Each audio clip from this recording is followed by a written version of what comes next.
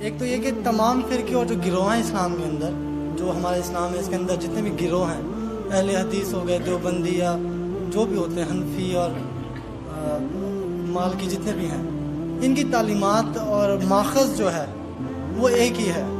قرآن اور حدیث سے یہ اخذ کرتے ہیں۔ اختلاف یہ کہاں پہ کرتے ہیں؟ اختلافی نقطہ جس کی وجہ سے یہ ایک دوسرے کے سے بہت دور ہو گئے ہیں، وہ پوائنٹس کیا ہیں؟ اور سوال میرا دوسرا یہ ہے کہ اسلامی فتوحات جو ہیں کیا وہ جہاد کا حصہ ہوتی ہیں؟ جہاد کا حصہ ہوتی ہیں اسلامی فتوحات جو ہیں، کیا وہ جہاد کا حصہ ہیں؟ اسلامی فتوحات، جی، پہلی بات تو یہ ہے کہ یہ جو آپ نے گروہ کے نمائے ہیں، یہ مسلک ہے حنفی، مالکی، شافعی، حنبلی، سلفی۔ اصل خرابی ان میں جو تلخی ہے اور ایک دوسرے کو برداشت نہ کرنا، ایک دوسرے کو یہ تکفیر کے فتوے دینا، یہ خرابی ہے۔ مسلکوں کے اختلاف میں کوئی خرابی نہیں ہے، اور یہ مسلکوں کا اختلاف بالکل سمجھ میں آ جاتا ہے کہ قرآن سے اور حدیث سے، سنت سے استنباط کرتے ہوئے ایک شخص ایک رائے نکالتا ہے، ایک شخص اسی سے دوسری رائے نکالتا ہے، اور یہ دونوں رائے ہوتی مبنی پر خلوص اور اخلاص۔ مثلا میں آپ کو ایک واقعہ سناتا ہوں۔ ہمارے ایک بزرگ تھے ڈاکٹر عثمانی مرحوم، ان کے نام سے وہ ایک جماعت میں حزب اللہ موجود ہے، وہ ایک علیحدہ مسئلہ ہے۔ انہوں نے ایک دفعہ درس دیا اور اس میں نماز باجماعت کے التزام اور پابندی کے لیے زور دینے کے لیے انہوں نے وہ واقعہ بیان کیا کہ حضور صلی اللہ علیہ وسلم جب مرض وفات میں مبتلا تھے تو ظاہر بات ہے کہ چند نمازوں میں وہ مسجد نبوی میں نہیں آ سکے اپنی بیماری کی وجہ سے۔ جیسے ہی ذرا طبیعت بہتر ہوئی تو آپ آئے، اور آپ نے اس وقت سہارا لیا ہوا تھا حضرت عباس رضی اللہ تعالیٰ عنہ اور حضرت علی رضی اللہ تعالیٰ عنہ، ان دونوں کے سہارے سے آپ مسجد کے اندر آئے۔ تو حضرت ابو بکر نماز پڑھا رہے تھے، وہ پیچھے ہٹنے لگے کہ حضور آ گئے تو وہ آپ نماز پڑھائیں گے، تو آپ نے اشارے سے کہا نہیں تم نماز پڑھاؤ، اور آپ بیٹھ گئے حضرت ابو بکر کے پاس۔ بہرحال باقی واقعہ میں بیان نہیں کر رہا، اس سے انہوں نے استنباط کیا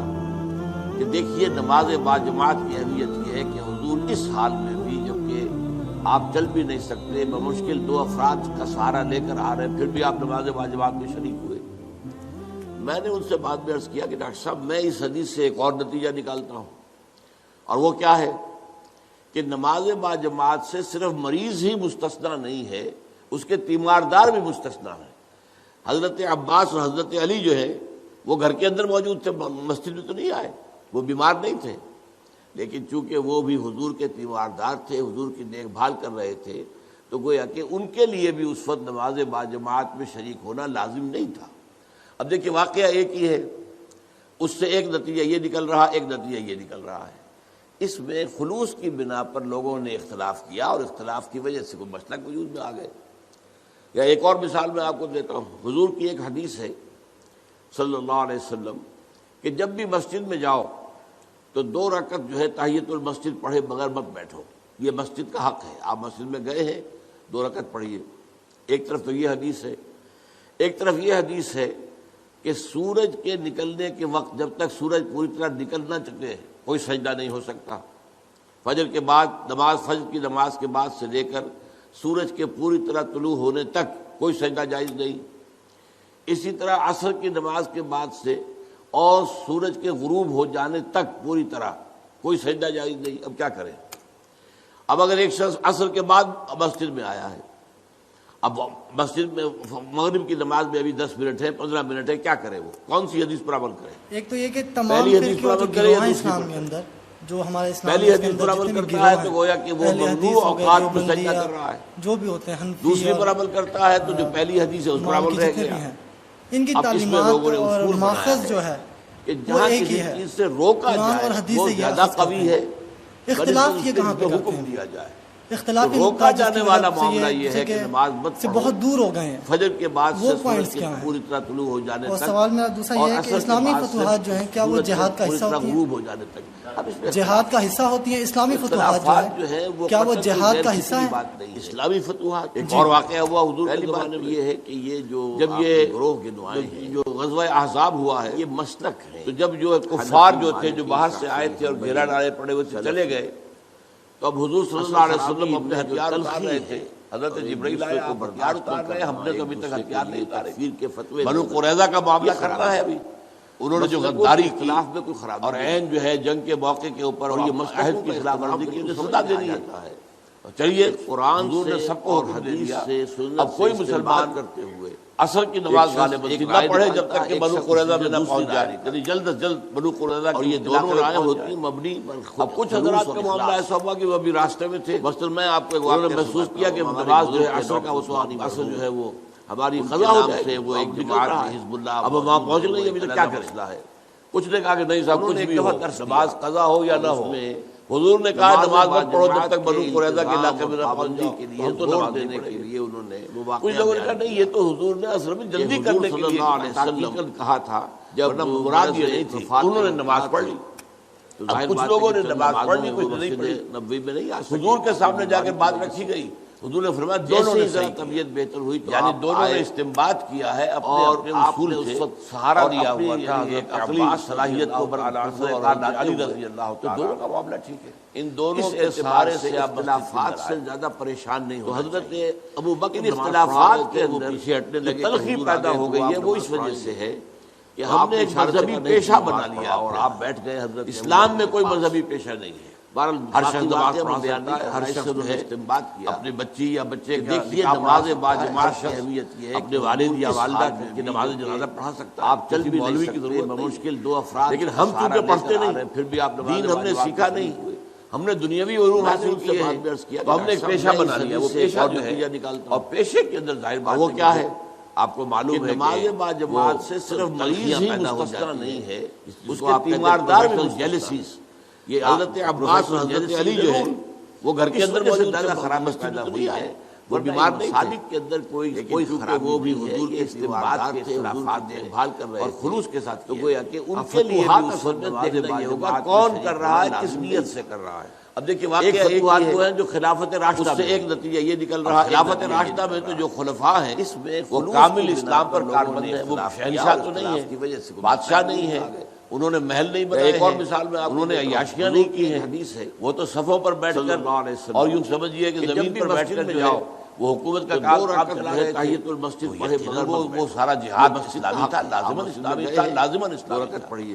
بعد میں وہ دور بھی آیا ہے،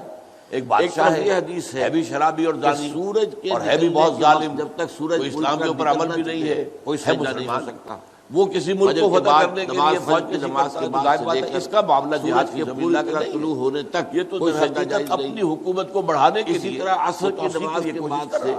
اور یہ سارا غروب ہو جانے تک کون کوئی سجدہ جائز نہیں۔ اب خلفائے راشدین نے کیا تو خالی، اب اگر ایک شخص عصر کے بعد مسجد سے زیادہ پاک اور اس سے زیادہ صاف اور پیور مغرب کی نماز میں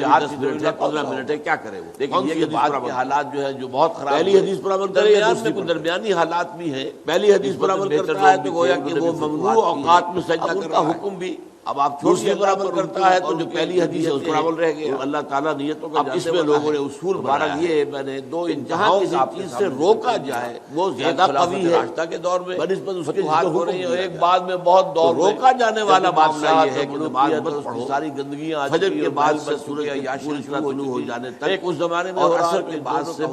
سورج کے پوری طرح غروب ہو جانے تک۔ اب اس میں اختلافات هي الحلقات تحفظني بآيات من القرآن، هي الحلقات تملأني بحب المصطفى العدنان۔ کفار جو تھے جو باہر سے آئے پڑے ہوئے تھے چلے گئے، تو اب حضور صلی اللہ علیہ وسلم ہتھیار اتار رہے تھے، حضرت جبرائیل آئے آپ ہتھیار اتار رہے ہیں، ہم نے تو ابھی تک ہتھیار نہیں اتارے۔ بنو قریظہ کا معاملہ کرنا ہے ابھی، انہوں نے جو غداری کی اور عین جو ہے جنگ کے موقع کے اوپر عہد کی خلاف ورزی کی، انہیں سزا دینی ہے۔ چلیے حضور نے سب کو حکم دے دیا، اب کوئی مسلمان عصر کی نماز غالباً تھی نہ پڑھے جب تک کہ بنو قریظہ میں نہ پہنچ جائے، یعنی جلد از جلد بنو قریظہ کے علاقے میں پہنچ جائے۔ اب کچھ حضرات کا معاملہ ایسا ہوا کہ وہ ابھی راستے میں تھے، انہوں نے محسوس کیا کہ نماز جو ہے عصر کا، وہ تو اب عصر جو ہے وہ ہماری قضا ہو جائے گی، اب نکل رہا ہے، اب ہم وہاں پہنچ نہیں ابھی تک کیا کریں؟ کچھ نے کہا کہ نہیں صاحب کچھ بھی ہو، نماز قضا ہو یا نہ ہو، حضور نے کہا نماز مت پڑھو جب تک بنو قریظہ کے علاقے میں نہ پہنچ جاؤ، تو ہم تو نماز نہیں پڑھیں گے۔ کچھ لوگوں نے کہا نہیں یہ تو حضور نے اصل میں جلدی کرنے کے لیے تاکید کر کہا تھا، ورنہ مراد یہ نہیں تھی، انہوں نے نماز پڑھ لی۔ اب کچھ لوگوں نے نماز پڑھ لی، کچھ نے نہیں پڑھی، حضور کے سامنے جا کے بات رکھی گئی، حضور نے فرمایا دونوں نے صحیح کیا، یعنی دونوں نے استنباط کیا ہے اپنے اپنے اصول سے اور اپنی یعنی ایک عقلی صلاحیت کو برسر کار لاتے ہوئے، تو دونوں کا معاملہ ٹھیک ہے۔ اس اعتبار سے اختلافات سے زیادہ پریشان نہیں ہونا چاہیے۔ ان اختلافات کے اندر جو تلخی پیدا ہو گئی ہے وہ اس وجہ سے ہے کہ ہم نے ایک مذہبی پیشہ بنا لیا اپنے ہاں۔ اسلام میں کوئی مذہبی پیشہ نہیں ہے، ہر شخص نماز پڑھا سکتا ہے، ہر شخص جو ہے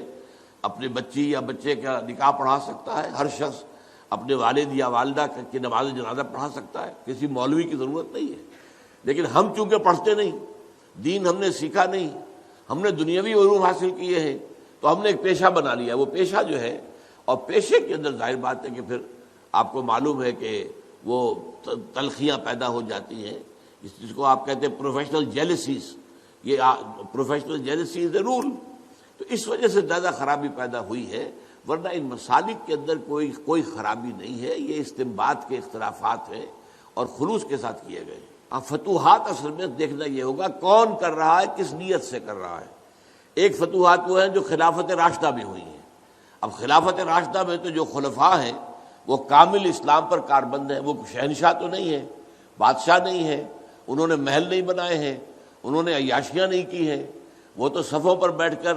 اور یوں سمجھیے کہ زمین پر بیٹھ کر جو ہے وہ حکومت کا کام چلا رہے تھے، تو یقیناً وہ سارا جہاد اسلامی تھا، لازماً اسلامی تھا۔ بعد میں وہ دور بھی آیا ہے، ایک بادشاہ ہے بھی شرابی اور زانی اور ہے بھی بہت ظالم، کوئی اسلام کے اوپر عمل بھی نہیں ہے مسلمان، وہ کسی ملک کو فتح کرنے کے لیے فوج کشی کرتا ہے، تو ظاہر بات ہے اس کا معاملہ جہاد فی سبیل اللہ کا نہیں ہے، یہ تو در حقیقت اپنی حکومت کو بڑھانے کے لیے وہ توسیع کے لیے کوشش کر رہا ہے۔ تو یہ سارا ڈیپینڈ کرے گا اس پر کہ ہے کون جو شخص یہ کام کر رہا ہے۔ خلفائے راشدین نے کیا تو خالص جہاد تھا، اس میں کوئی شک ہی نہیں، اس سے زیادہ پاک اور اس سے زیادہ صاف اور پیور اور جہاد فی سبیل اللہ کون سا ہوگا۔ لیکن یہ کہ بعد کے حالات جو ہے جو بہت خراب ہوئے، درمیان میں کچھ درمیانی حالات بھی ہیں، نسبتاً بہتر لوگ بھی تھے، انہوں نے بھی فتوحات کی ہیں، اب ان کا حکم بھی اب آپ چھوڑیے اللہ پر، ان کے جو نیتیں ہیں، اللہ تعالیٰ نیتوں کا جاننے والا ہے۔ تو بہرحال یہ میں نے دو انتہاؤں کا آپ کے سامنے ذکر کر دیا کہ ایک خلافت راشدہ کے دور میں فتوحات ہو رہی ہیں اور ایک بعد میں بہت دور میں جبکہ بادشاہت اور ملوکیت اور اس کی ساری گندگیاں آ چکی اور محل بن چکے، عیاشیاں شروع ہو چکی، ایک اس زمانے میں ہو رہا ہے، تو ان دونوں کا حکم مختلف ہوگا۔ هي الحلقات تحفظني بآيات من القرآن، هي الحلقات تملأني بحب المصطفى العدنان.